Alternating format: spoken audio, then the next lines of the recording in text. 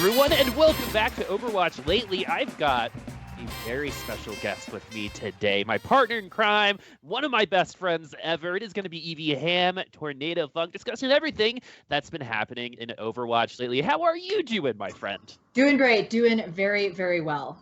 Well, that's good to hear. I hear you from upstairs. We're actually in the same place right now. We're going to level up our D&D characters after the show. But we got a lot of really awesome stuff to talk about. Things involving Owl, things involving some casters, some former players. So let's go ahead and get right into the nitty-gritty. I know a lot of people today, there's been some news that's been dropped. It might have been a small or big thing. It was a big thing. We're definitely feeling ripples. Yeah, there are ripples all around. As Jeff goes ahead and gets this devblog out. We've been super excited about devblog.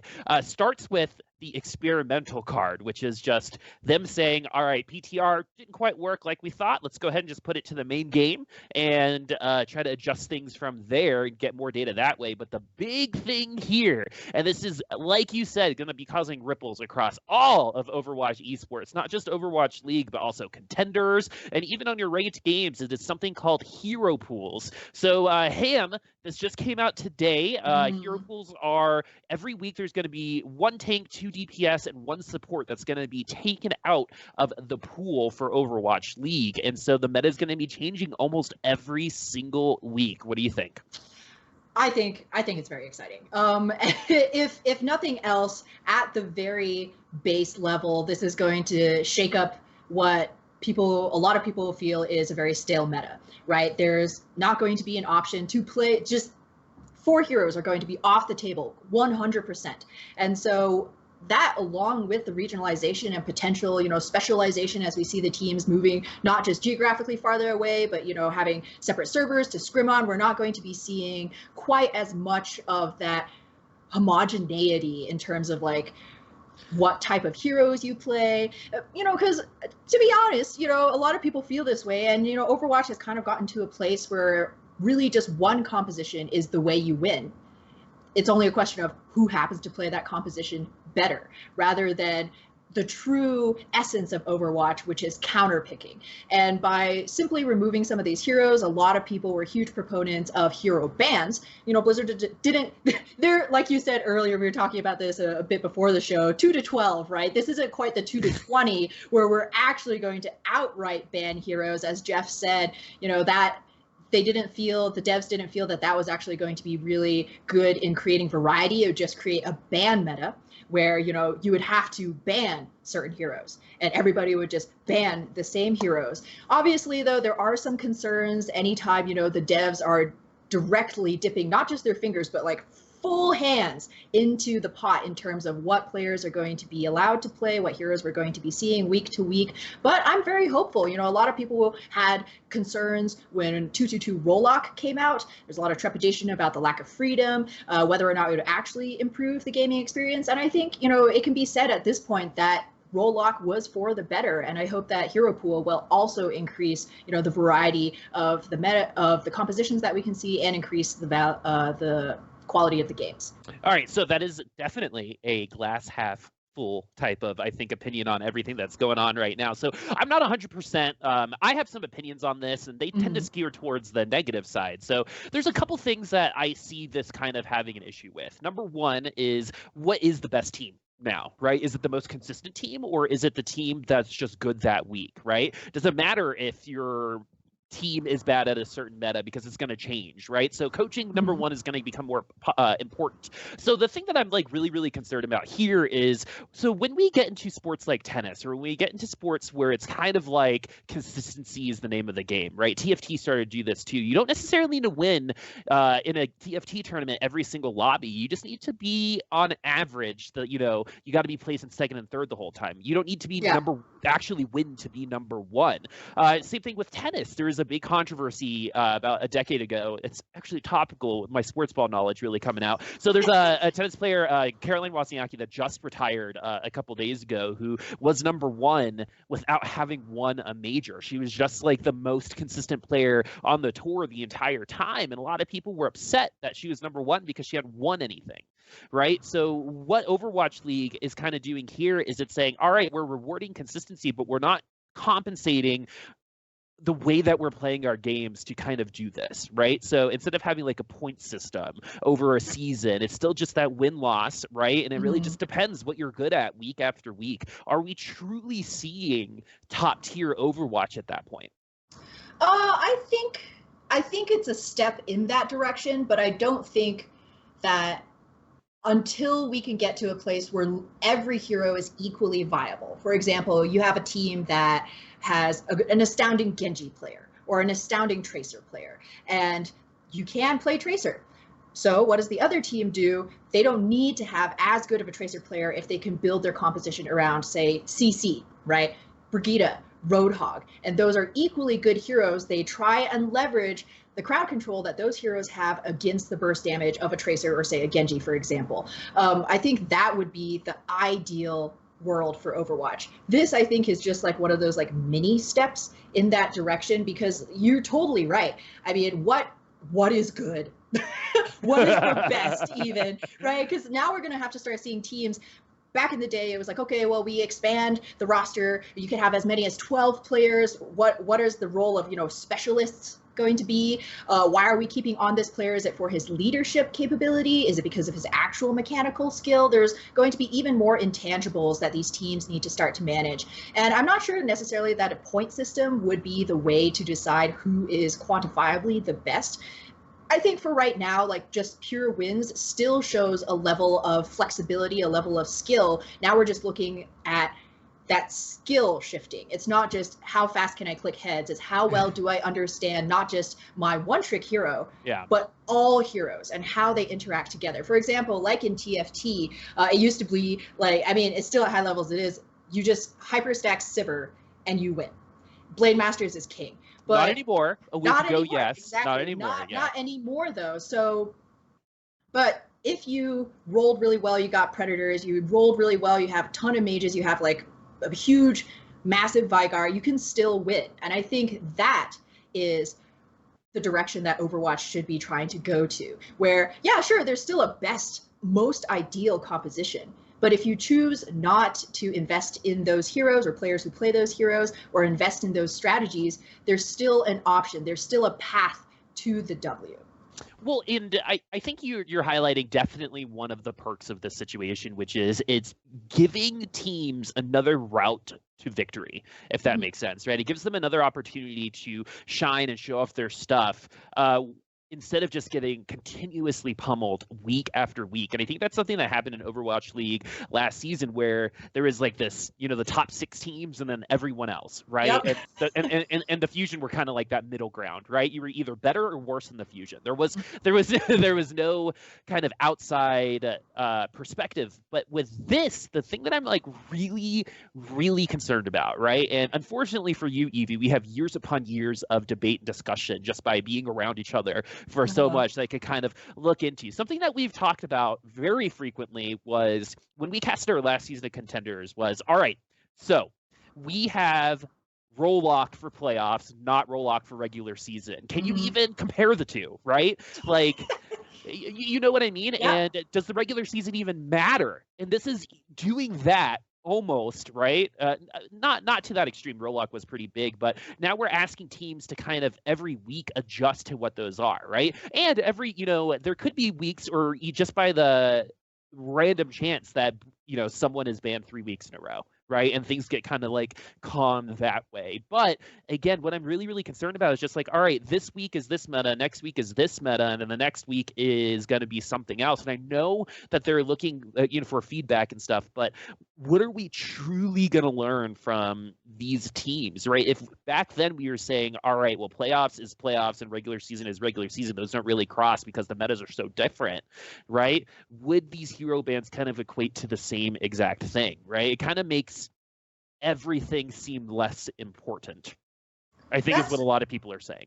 Yeah, that's definitely a concern, because you could easily see, teams potentially, they're very strong in hit scan, for example. Hit scan's not available 1 week, whatever. We'll just take this loss. We'll just play Torbjorn, right? We'll just play like, non-meta heroes that we know we can't win, because there's no point in trying to adapt and make such a huge adaptation just so that we can win a single game when we know everything will be different the next week. Absolutely. In terms of motivation and in terms of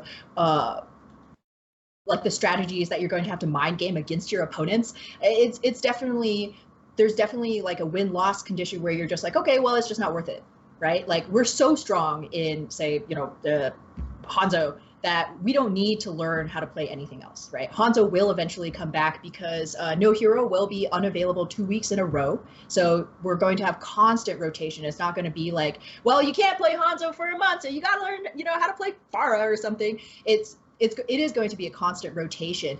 The other thing to note is that only heroes that are being played regularly can be pulled from the next hero pool.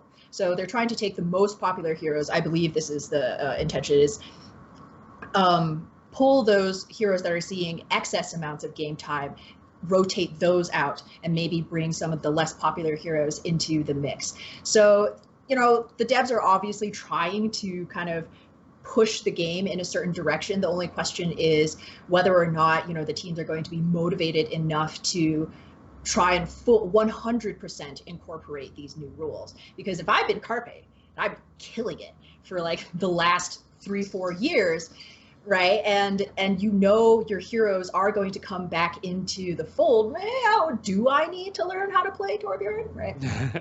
Well, does it feel kind of like a cop-out in terms of like the devs? It's just like, all right, so we've been having a hard time balancing these metas. So instead of actually trying to like fix our game since Overwatch 2 there is no meta out, now. right? Meta's just like, a construct. What we're going to do instead is say, all right, these are the best, and now you don't have them.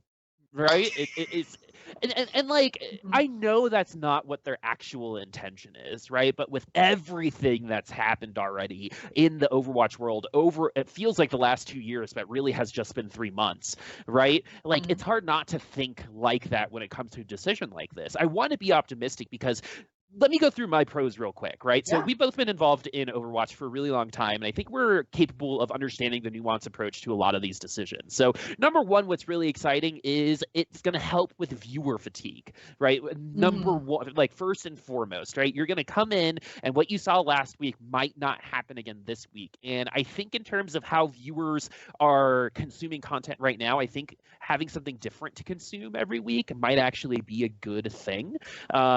We are going to want metas, and metas will kind of be bumpers now as opposed to something that's stuck in stone, right? I loved GOATs. Even when GOATs was coming out, when people were already upset about GOATs, I'd, you know, be in the corner and be like, I like GOATs, you know, and it's cool to see who's the best of the best at what is the best way to play a game, right? Exactly. But at the same time, I don't want to eat mac and cheese every day, and I do want to see who's best at these specific things, right? So it kind of feels like instead of a marathon, right, where the best long distance runner kind of wins at the end, the person who performs the best, it kind of feels kind of like a heptathlon, right, where it's like, all right, this week we've gotten a ton of points / wins, right? We're going to totally bomb out this week because Widowmaker is banned, right? And that's exciting because it kind of makes each team have to create themselves as like a whole kind of team, right? That you can't just have a Pharah, or you can just have a Pharah one trick for when you're going to need Pharah, because someone who I think is going to benefit from bans a lot are Pharah players, right? So just because you're a one trick doesn't mean that this is totally neutering you. It could actually help you in some ways, because when McCree is banned, what are we probably going to see? Right? Or when certain characters are banned, we're probably going to see a lot of Orisa, or we'll probably see a lot of Sigma to kind of compensate, right? So if you are running those things well, that's good. It's also going to put a lot of value into players like Visility, like who's a tier 2 player who has a very large hero pool. Yep. Right? And so coaches are going to have to balance, all right, am I going to go with like the whole person approach and build the most balanced team? We might not be the best at hit scan or tank, but as a team, we're really good. No matter what meta it is, we're going to be successful. Or am I going to be like, all right, we've been, you know, double sniper all the way, so we're just going to keep going with double sniper, and maybe, just maybe, fingers crossed, double sniper remains in the meta for a long time, right? There's a little bit of that gambling aspect that is a little exciting for me to kind of think about when it comes to these teams, right? Other positives, I think the games are going to be a lot more scrappy. I think the games are going to look a little bit closer to what we saw in kind of like in North American tenders, South American tenders, not like that, but it's going to be a little bit more brawly. It's going to be a little bit more scrappy. Reinhardt brawl comps have already gotten a little popular. I think that's really cool. As outside of those things, I'm having a really hard time being like, all right, these kids, right, 18 years old, are already going to be traveling, right? They're already dealing with a worldwide health epidemic if they're on a Chinese team, right? We're already depending on these kids to adjust to these life skills through travel, through just being an esports player in the Overwatch League. And then you add the fact that a lot of them might have to expand their hero pools. And you might say, oh, well, they're professional players, they need to, but mental health is already an issue. And this is kind of something that really, really worries me.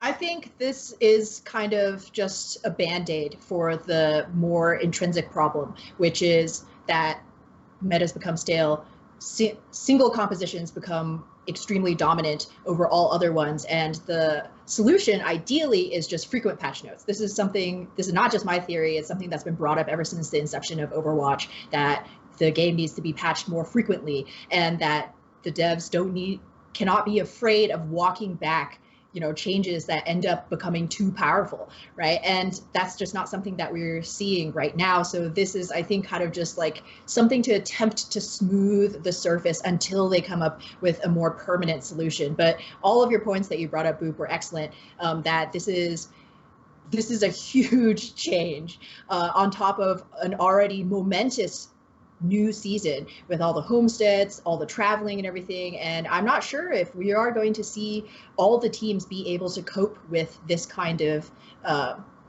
change. Well, and I think it's definitely going to align casual play with pro play a little bit more. You're going to actually be seeing players play the characters you play, because I don't know how many people are casually playing Orisa on ladder. I literally feel like I could take a nap when I play that character and still find some sort of success throughout the game just based on who she is. All I have to do is stand and press shift in front of my teammates is what it feels like, right? But when you go into people who have been a part of the scene, a lot of people have commented on this. So let's go ahead and talk about some of those comments.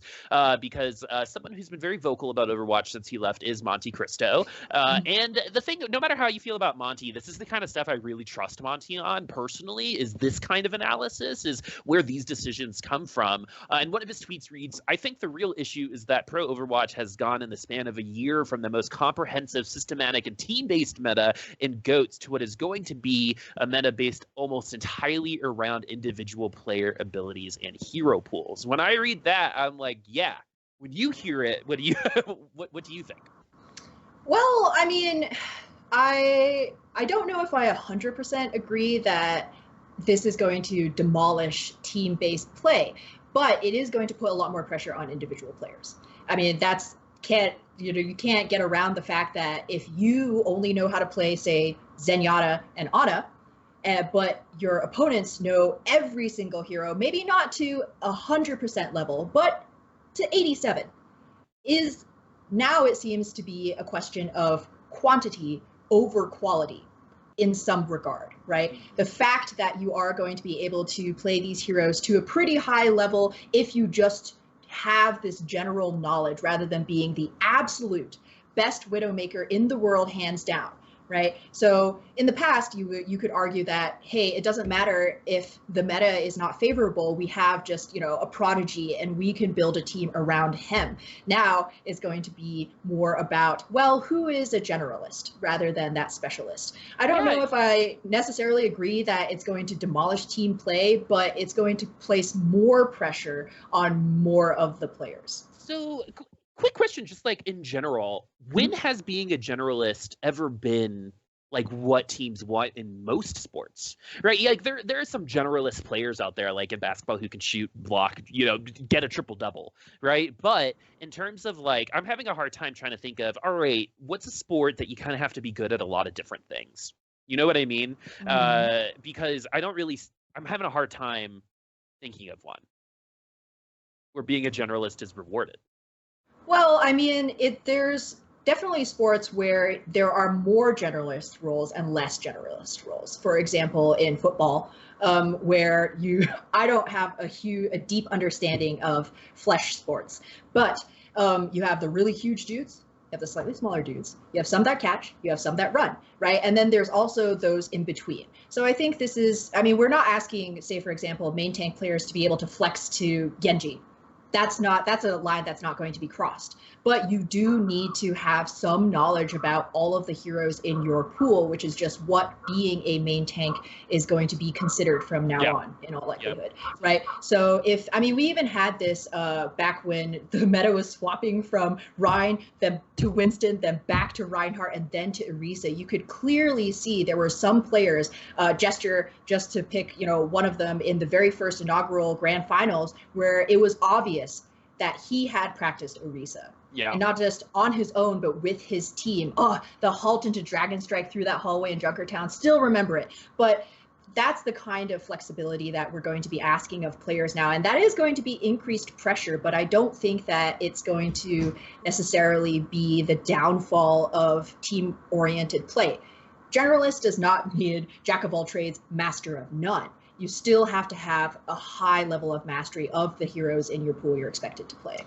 Yeah, and and not only were you already signed to this team because of that already, now that's expanded, right? I'm curious as to see if Overwatch League teams knew about this a while ago, if these rosters would look anything like they look right now, right? Like, who would bring be up some questions, right? It's just like, okay, if you were able to pick generalists up later, there are players like Facility who did not get picked up that might be on a team because of it, and there might be specialists who got picked up, like Doomfist specialists on that might not have been able to got picked up because it doesn't seem like those skills are as valued right now. Let me go ahead and read just one more thing from Monty again and see if you agree, because I definitely do. It's the underlying problem is that the direction of the game isn't clear as to which skills are actually valuable. Teams and players need consistency so they can build rosters with those goals in mind. I totally agree, right? It's just like this meta. What we said in Contenders a couple seasons ago was, if you're a tank player and you haven't made it into OWL, good luck, buddy. Your time's done, right? If you didn't make it, if you didn't make it into OWL during the GOATS meta, it's gonna be a while, and that did actually kind of hold true. Yes, Lulsish and some other players did get in, but that did kind of go hold true. Same thing, I think, in this time, right? Is if they knew that being a generalist was better, a bunch of these rosters would look totally different. Some of these players would be maybe getting paid more. Some of these players would be getting paid less. And this is the type of stability that we need in an esport, right? As opposed to what we received. And for a lot of those players, right? It sucks going into work and just being like, okay, what's going to happen, right? And it happened to me when I was a teacher, right? When I saw my administration just kind of in the conference room talking, for some reason, I automatically thought they were talking about me, right? And so I walked in and I'm like, oh, I don't know what I have to do. What are the things I need to be good at? Because those things seem to change week by week. And now that is what Overwatch League is, right? It's like you're going in and these things are changing week by week. And if you're not on top of your game after all of this traveling, after being away from your family, after being homesick, after all of this mental stress, if you're still not on your game, right, it's still gonna be difficult. But in the end, I do like watching more brawly Overwatch anyway. So there's definitely the balance on both sides. Me as a viewer is a little excited, but me as if I were a parent would be concerned. Titans might have rethought just having 8 men on their roster, right? Yep. If they knew that having more options was going to be mandatory, basically. But we'll have to see. I mean, it's really hard to theory craft at this point. People were theory crafting about Rolock way before it was even a gleam in Papa Jeff's eye. So so we'll have to see. But I think viewership wise, definitely. I agree though with Monty's general point, is that what is Overwatch now, right? Yeah. Originally it was billed as an FPS MOBA style team-based game where there was a huge emphasis on teamwork. Even the way that you said that was we are this, and this. Yeah, exactly. It's a granola bar, but there's no syrup right now, right? It's not coming together. It's all these just random pieces, and the batch that you make today has more nuts, and the batch that you make tomorrow has more oats, and nobody really seems to know what the direction is as of right now. And that's not just in terms of gameplay, which is foundational. the more concerning thing, I think, for the developers as an overarching thing is if you don't have a solid game plan, if your players, if your teams don't have a clear direction, your viewers are not going to have a clear direction, right? Why am I watching this game, right? Am I just like looking for those sick headshots? Am I looking for, light entertainment I can put on? We all know, oh, hey, look, this week we're playing, Timmy's favorite hero, Torbjorn, right? Like what is your audience? And I think that's the question that's going to be much more difficult to answer. And that starts with knowing what direction your game is going in. So we'll have to see. There's some more changes, right? The YouTube stuff, the experimental stuff, I know we're going to get to, but I think it's all part of that bigger picture. And I think yeah, it's pretty crazy because you're not the only one who said that on this show, right? You're one of 4 people now who have talked about Overwatch's identity crisis. I actually was talking to a friend that I used to, are you ready for this, play Smite with back in the day. You're so old. I know, right? And basically they were like, you're just playing Smite now with guns. And I was like, it does kind of feel that way. And it's just like that identity crisis is poisonous to the rest of that community, right? Because then who's buying these games, right? They casted this wide net where like, all right, whoever comes, right? As opposed to like actually rewarding and incentivizing people to stay. And I think with these more dev updates, I'm really happy. Like there are definitely some things that are fixed, but that seem to be getting on the way to being fixed, right? They're getting their hands on the meta, that's for sure, way more frequently, right? We're getting more updates. We're getting a little bit more communication. Jeff was finally on a video talking to us about these things, right? So they have heard us in a lot of this, and if you're glass half full, that's great, right? And they also said, you know what, this might not be a thing that we do for the entirety of Overwatch League, but I am ready for some consistency, right? Because I remember working on Carbon Entertainment, right, and being in Contender Season 0, and then saying, oh, we're just experimenting, and then seeing it in Season 1, oh, we're just experimenting. Season 2, oh, we're figuring it out for the homesteads, right? Like eventually that is just an excuse, right? You've done a lot of experimenting. Now it's time to actually pull the trigger and see your product for what it is. And if we continue this experimenting through these homestands, that's another thing that I'm at least going to be frustrated about. Yeah, I mean, you're running, right? You're running after the train and you're getting faster and faster, but eventually if you're not fast enough, the train will just have left, right? You weren't fast enough. These changes didn't come quickly enough in a way that people responded to. Yeah. Mm-hmm.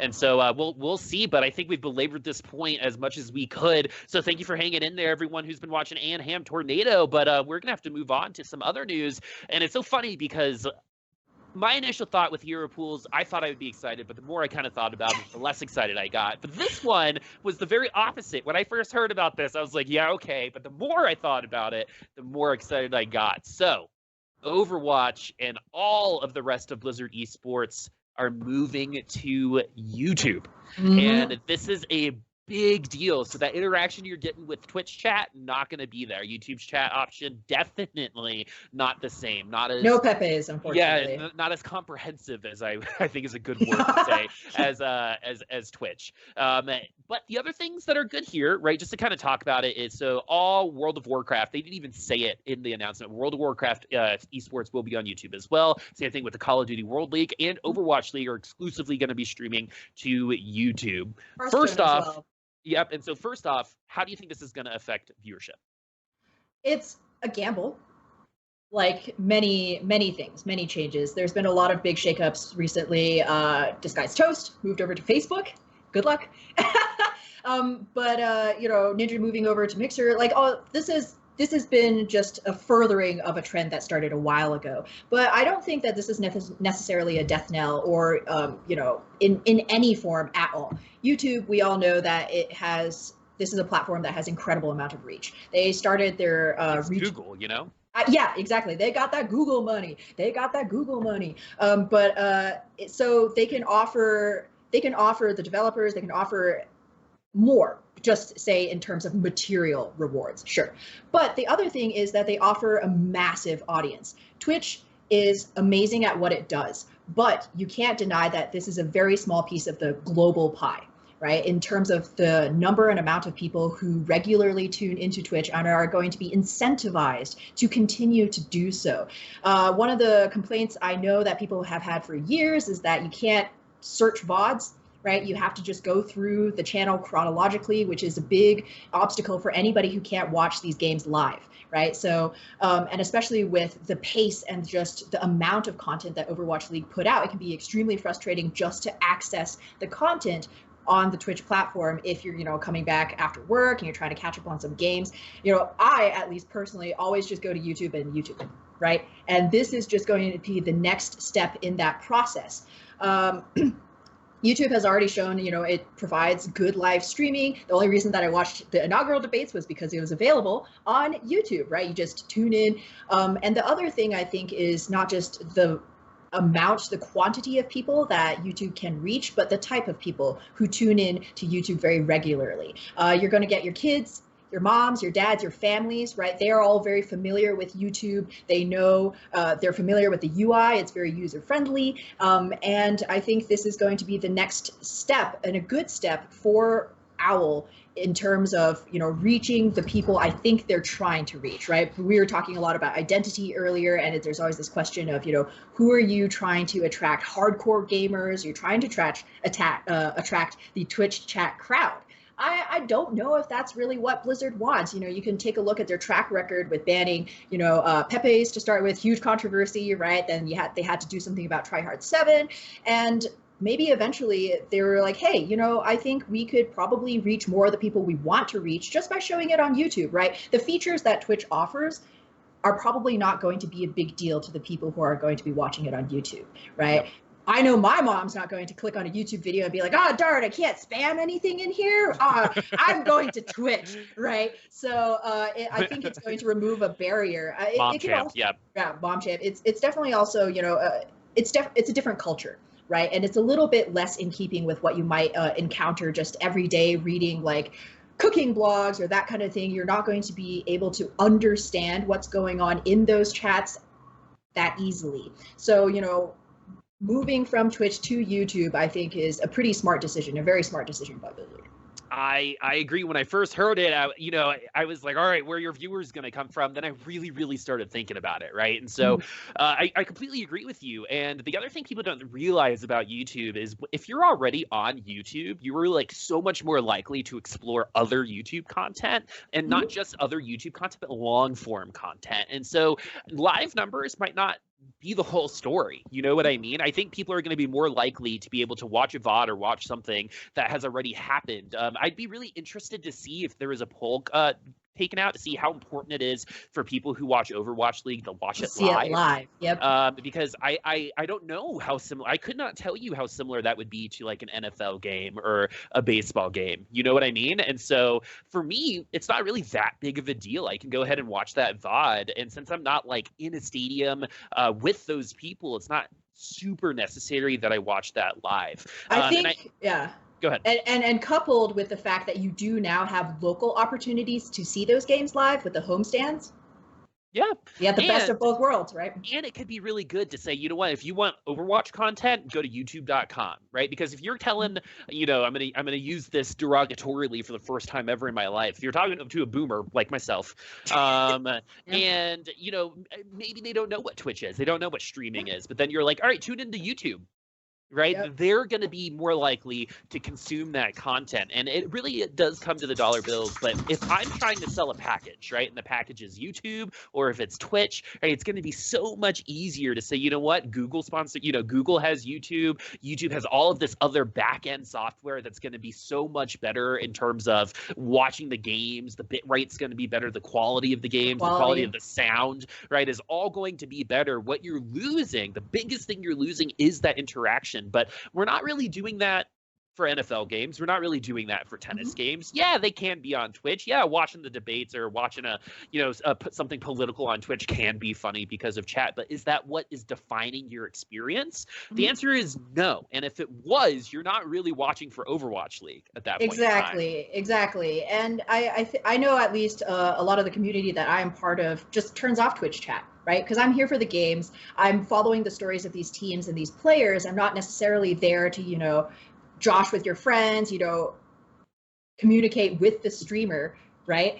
That's all very important if you are going to be consuming, like, say, Angel, best drag queen ever, of course, all hail. But if you want to have that direct one-on-one communication, of course, that's going to be very important. But I think as esports moves bigger and bigger and the audience grows larger and larger, you're going to be going for more of that general experience, like you said, like going and watching a football game. You're not necessarily needing to talk to the person sitting right next to you. The one thing, though, that I am worried about or interested in knowing if there's something coming in the future for YouTube is, can you make clips? A lot of content creators need Twitch clips in order to create content for their videos. There's, fans who want to post a sick clip on Reddit, anything like that. It's not going to be available I don't believe it's available on YouTube currently. So that's definitely going to be something that people will be clamoring for. But again, cost benefit analysis, if you're reaching more people with more engagement, is that going to be worth the trade-off? You're probably going to go, I don't know, right?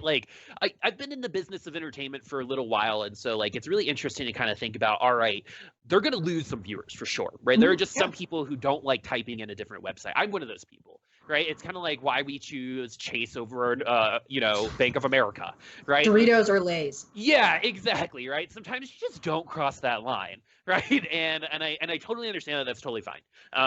But when you're crossing that line over to YouTube, I do think they're going to have to compensate for some viewer loss, but I think just the reach, right? And Google's going to help them in terms of metrics, in terms of ads, in terms of getting this in front of people, because esports is the Wild West still, right? It was what VR was a couple years ago, what AR is now, and esports has been over the last 5 to 6 years. It's, you got to find your plot of land, and sometimes your plot of land bears no fruit, but sometimes it bears a ton, and you become Golden Boy, or you're going to become Riot Games, right? Yeah, I mean, if your land's not fertile, you go west, move on the Oregon Trail. You find more fertile land. And I think they're moving on west. And I think the package of YouTube is just such an easier sell in general to other places like Disney. I don't know what the deal on that is, if they're still going to be on Disney XD and stuff. Also not sure. Not 100% sure. I'm assuming probably not, but we'll see in terms of syndication and what that's going to be. But in the end, I think YouTube's a better viewing experience. It is going to be a little weird because the YouTube live stream is a different website technically. So you have to kind of get people there. There's going to be a little bit of education going on. But League of Legends and other things had to do similar things a while ago. League of Legends does stream on Twitch, but they have lolesports.com, and there's just a couple ways. This is just the first thing, right, for Overwatch League and YouTube. I'm a lot more eager to find out how hero pools are going to affect Overwatch League than this, because I'm excited for the viewing experience on YouTube just in general. You're right, though. The content creators are definitely maybe going to take a hit. The interaction's going to take a hit. But, coming from me, where I've been going to football games my whole life, that was all extra anyway, right? And the fan interaction at a baseball game is what cup is the ball hidden under during the seventh, you know what I mean? Those fan games, right? That's the most fan interaction you'll get otherwise. And it's going to suck to lose some of that and to interact with, other people who think like you, who meme like you. That's really, really fun. But I think in terms of growth in the grander scale of things, it was unsustainable to keep that kind of package going. Yeah, that's the tough thing, is that you do want to continue to grow. And I mean, we've cast actually quite a few live events together, and you just see these families and how much these parents are getting behind their kids who, are starting to play Overwatch. They're getting on teams, right? And just the desire for the families to support their kids in their passions is going to be that much easier if it's oh, well, just look on YouTube, mom, right? Yep. Parents view YouTube no longer as just, a place to pirate, anime anymore, but back in 2006. Now it's a site for news. It's education. There's a ton of parents who put up educational programs on YouTube, right? It has a very wholesome, very family oriented vibe. One of the best places to learn how to code is YouTube. Yep, I learned so much chemistry from YouTube, right? And so I think that's also going to help the image of the league as, it's not just for, esports folks or e-athletes or whatever that is. There's so much misinformation and so much, lack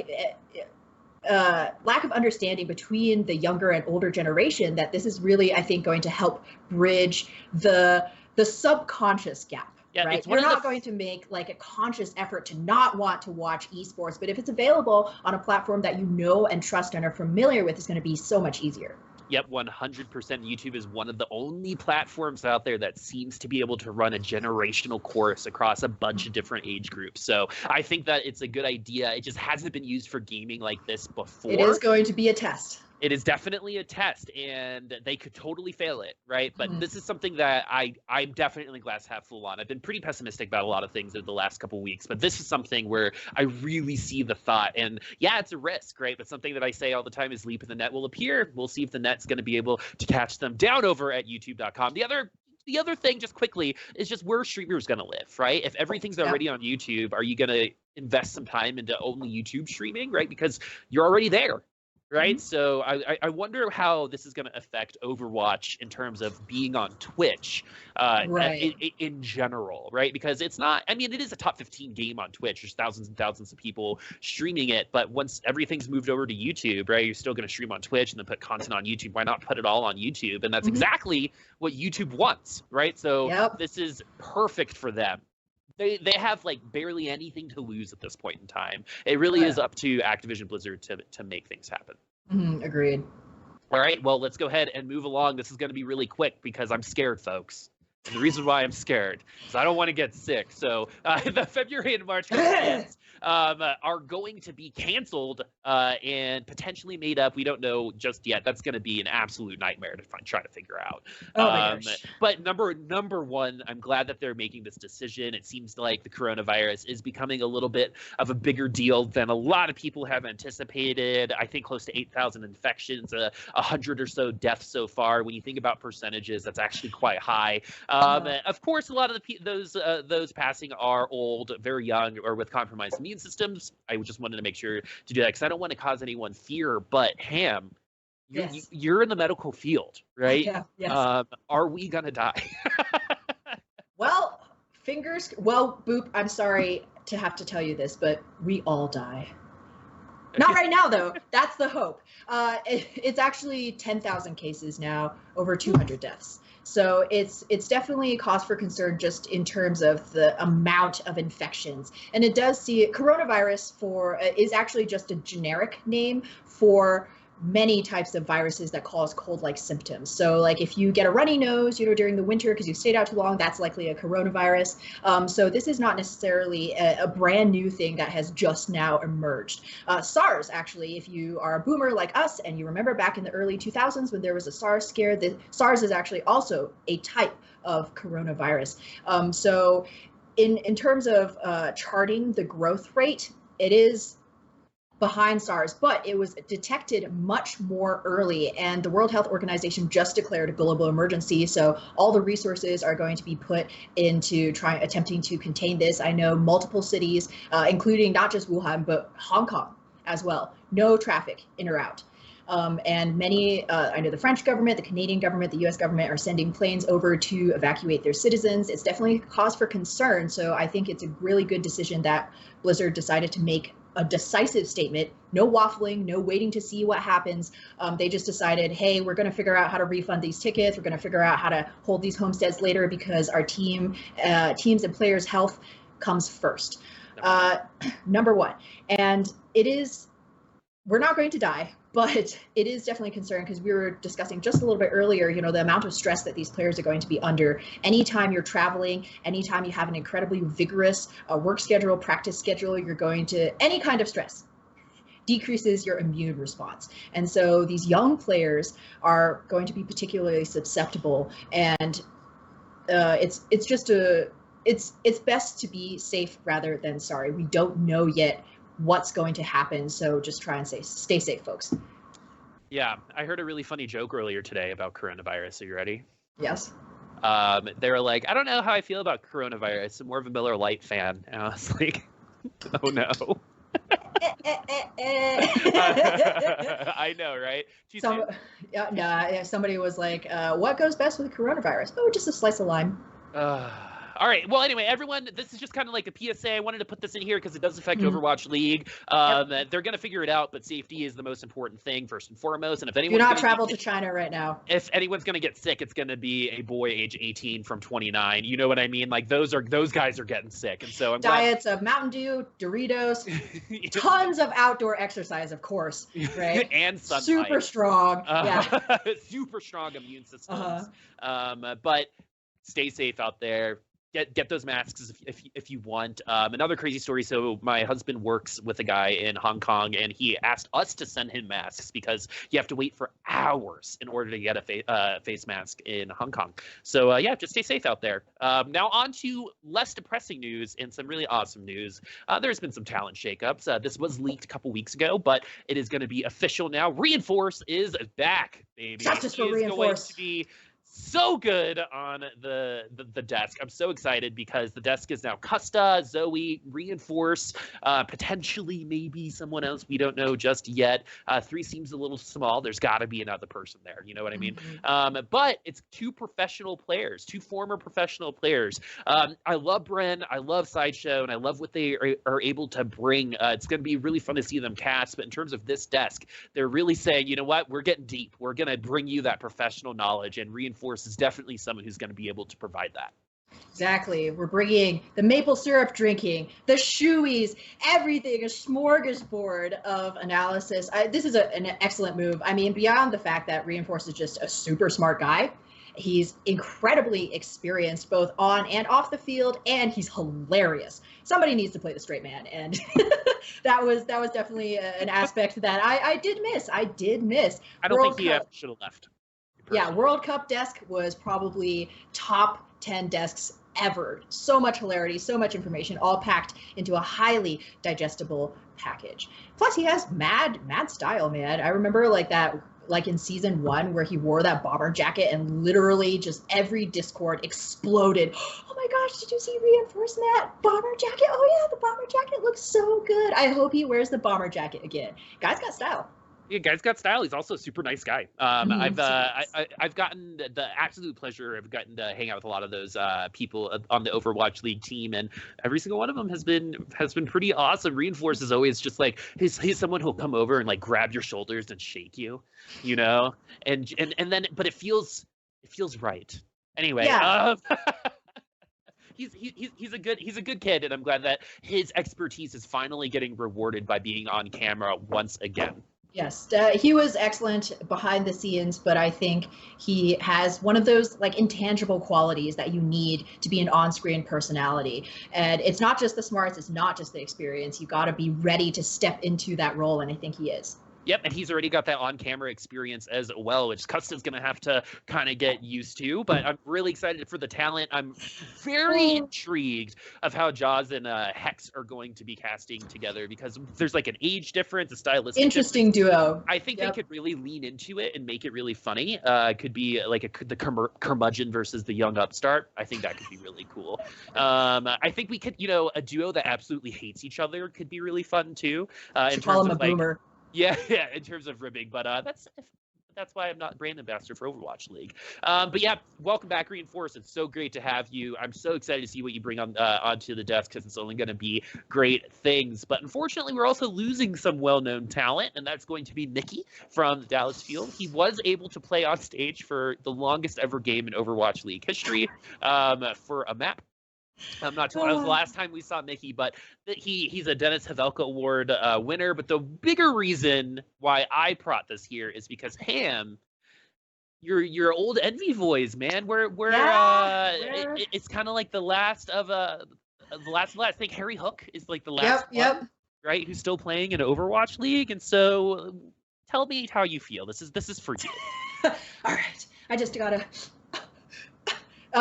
No, for reals though. I mean, it's definitely a passing of a torch. I think the fact that we're seeing envious, the players, they have to move on with their lives, right? And this is something that we all accept when we come into esports as a career. It's that, the flame that shines very brightly, often burns out very quickly, and esports careers can usually be counted on like one hand, especially for players.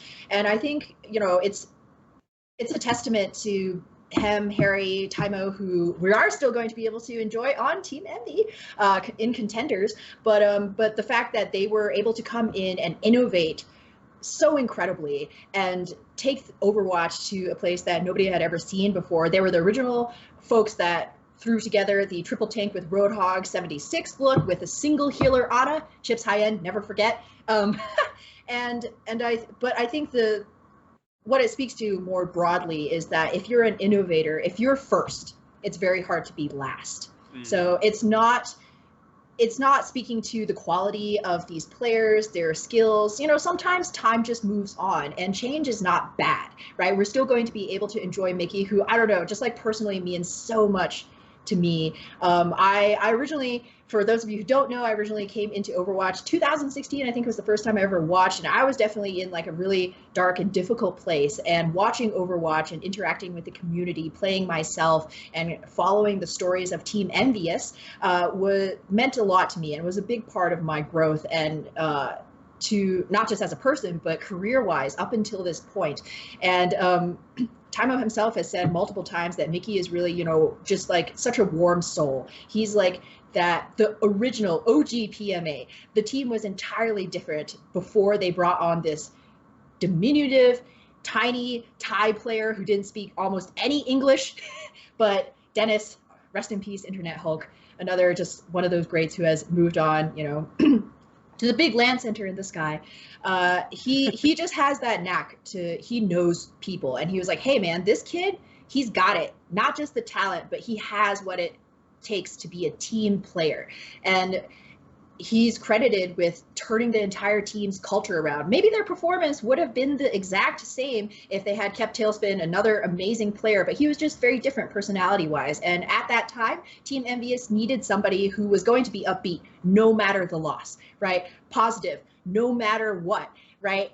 Win or lose, Mickey was always going to be there and have your back. And I think that, you know, even though this is a sad moment for many of us who are fans, many of us in the community, as my understanding is that he it has a very mature outlook on what it's like to be a professional esports player.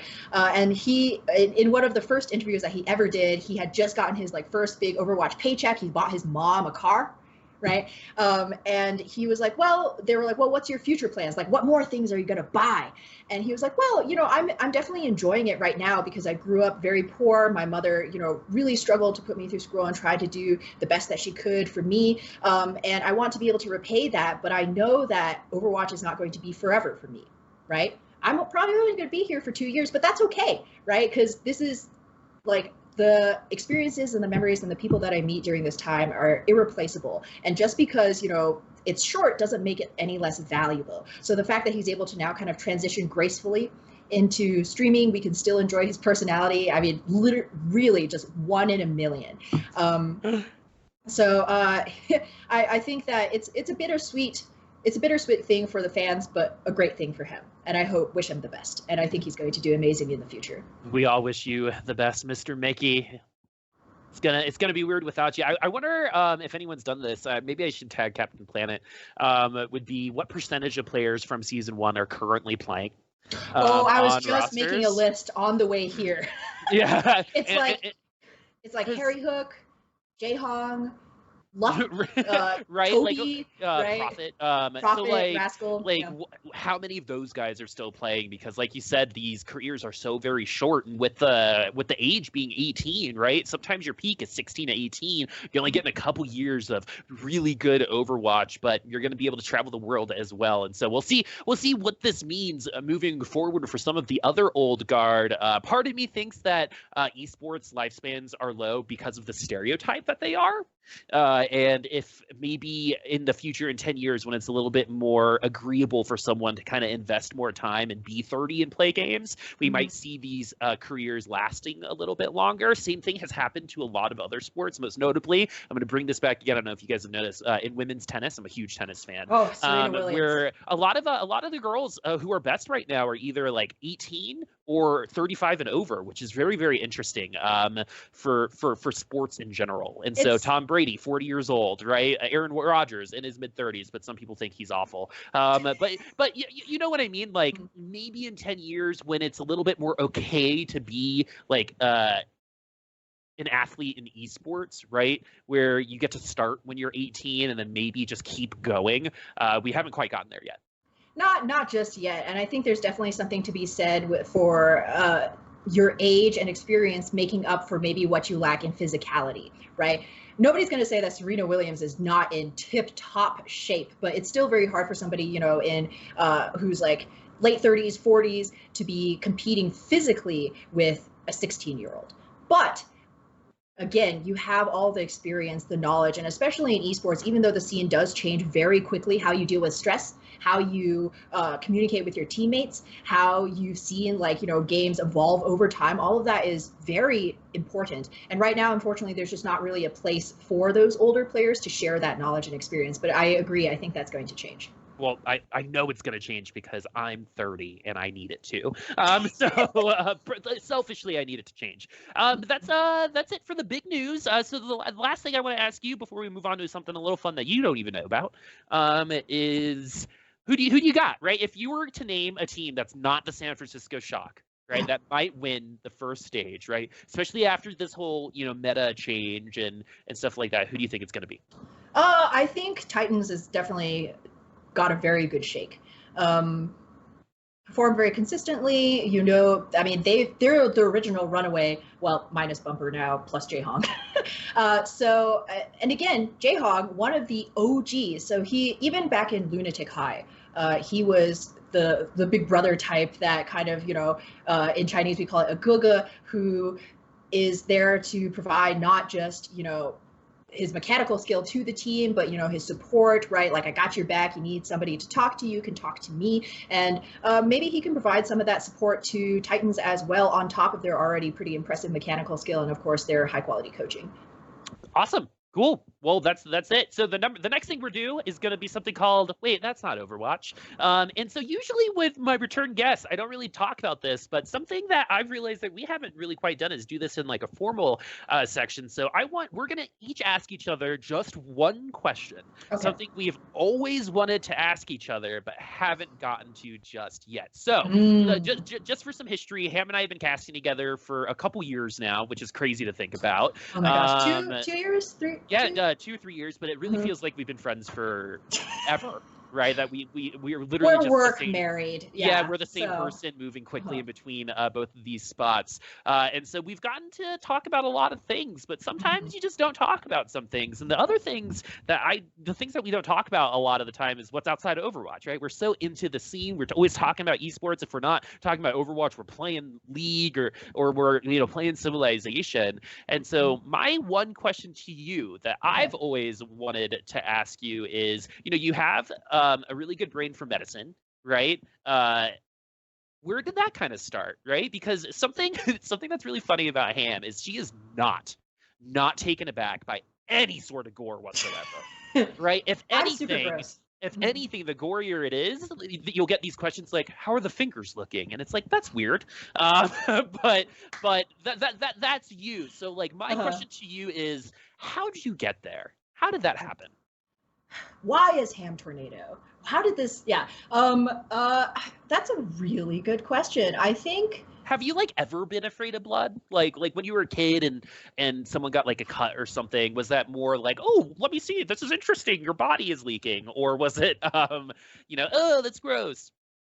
So I was always a strange kid. I was actually and now I'm just a strange adult creature slowly creeping towards spinsterhood. No, I was always a weird kid. I was always a gross kid who loved.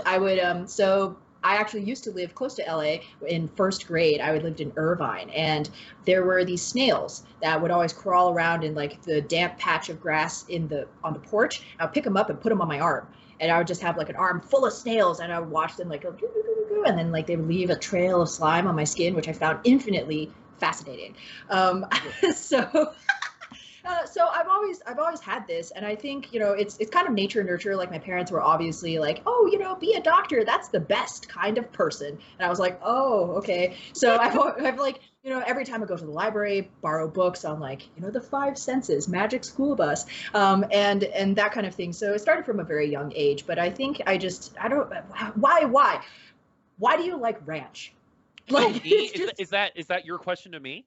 I actually I want you to like describe to me in like you use the most flowery prose you can, because I think that's kind of the same feeling that I have towards medicine, right? Like one of the reasons that I've never considered going into something like oncology or pathology, no offense to all the great oncologists or pathologists out there, but like you don't get the in person, right? I know it's like putting your hands on somebody's broken thing and fixing it is so viscerally satisfying and fulfilling to me that if I was just behind a microscope or like being an anesthesiologist, like just it wouldn't quite be the same to me. So I don't know, I'm particularly attracted to disgusting things. That's I mean, that's why you're casting with me. I'm one of those disgusting things myself. Yeah, exactly. It's the only way I can live with myself too. So all right. So that's always been something that I've been curious about. I've never like directly asked you, right? I've always known that like when we watch like some type of mystery or when we watch like a criminal interrogation, right? I'm always like,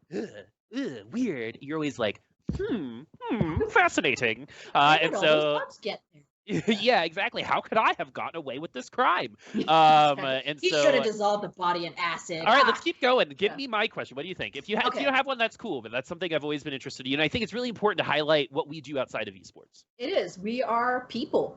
Yeah, not just personalities. So, this is really. It could be personal if you want.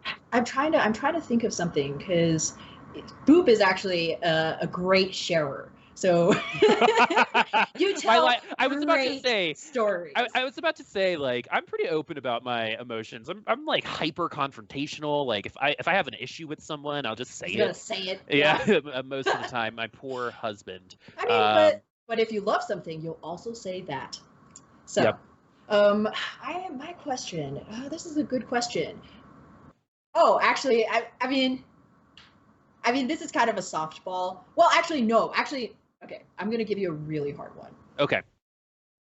What do you think your life would look like without Charlie? Oh, my dog? Charlie is Boop's dog. He is a Great Pyrenees mix, 3 years old, almost 4 years old now, right? Oh, I don't know. I could not survive without Charlie. And he is just incredible. There's nobody else like him. No, there isn't. He's the best dog in the world. I don't care for all of you guys who have dogs. My dog is the best. Charlie is the best dog. He's a big, dumb idiot, a big, dumb, fluffy idiot, but he is my big, dumb, fluffy idiot. Yeah, and what do you think you would do? So this is funny because I've thought about this, and the last time I thought about this, I cried. So, what I would do without Charlie, I mean, he just provides so much like random happiness throughout the day. I think I would just do nothing.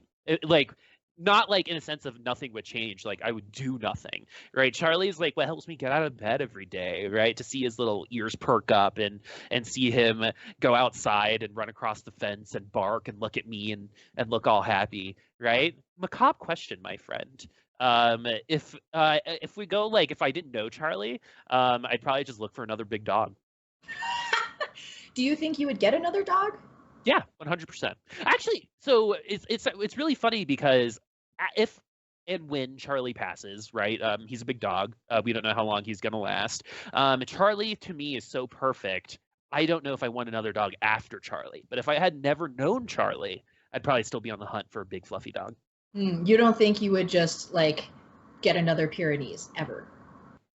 I don't know. Charlie's that special. Mm-hmm. I've had the same thoughts about Daisy. I was like, maybe cloning technology will be available. Have like as many. If there's a dog to clone, it's our dogs, man. They're very, very, very pretty. But anyway, Thanks for that one. Now I have to think about my life without literally my favorite thing outside of like my favorite non-human thing. What would you do without your son? Yeah, yeah, pretty much it. But thank you so much for coming on again, Ham Tornado, and thank you everyone who has been watching, who's been going along this ride. I can't believe we're getting close to like 20 episodes at this point in time, and it's been an absolute pleasure. And next week will be a really fun episode because I think Overwatch League starts next Friday, so it'll be our pre-Overwatch League episode. Maybe we'll get on some analysts. It's been a little tough getting some people on because everyone's been so busy getting prepped for Overwatch League. But once the season starts, I'm sure we'll get some really awesome people on as well. So Ham Tornado, where can we find you online? You can always find me at ham__tornado on Twitter. All right, you can find me at Boopasaurus Rex. Remember to check out the UGC Studios Twitter as well, both at UGC and at UGC Studios. There's a couple, one for the shows and one for UGC at large for the tournaments and stuff like that. Thank you to our producer cast. Love everyone involved here at UGC. Thank you for everything. It's time to get a little mushy because, every time I sign off, I think I take it for granted. But in reality, this group of people with the show, regardless of how many people are watching or not, it's been an absolute blast. And I'm so excited to keep continuing to grow this community. And I say that because, Ham, you were here for that first episode. And it's been very first. It's been cool to see where things have gone. Just how random some episodes are in terms of viewership versus others, but none of that matters because I love providing you guys in the news and I can't wait to do it again next week. But that's been it for me, and that's been what's been happening in Overwatch lately. We'll see you next time.